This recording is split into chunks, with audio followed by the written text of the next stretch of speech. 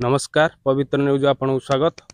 आज हूँ सेप्टेम्बर 1 तारिख। बर्तमान आम पहुंची जाए ढेंकानाल जिला परजंग ब्लॉक बसी ग्राम पंचायत। आज हूँ सेप्टेम्बर 1 तारिख जेहेतु ओडिशा ड्राइवर महासंघ तार ड्राइवर दिवस पालन करुच्ची। से ही खुशी रे आज बसी ड्राइवर समूह एकत्रित हुई बसी ग्राम थी माँ कनक दुर्गा मंदिर रे एक बैठक अनुष्ठित करी मंदिर परिसर सफा सुतरा करिसंती। आसंतु देखिबा मंदिर परिसर।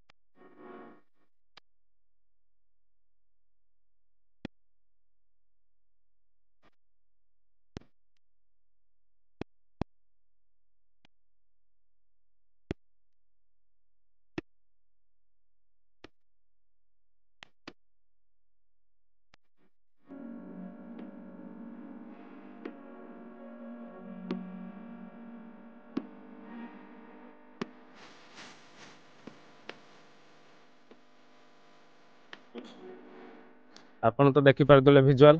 ढेंकानाल जिला परजंग ब्लॉक रु प्रदीप विश्वाल रिपोर्ट, पवित्र न्यूज ओडिशा।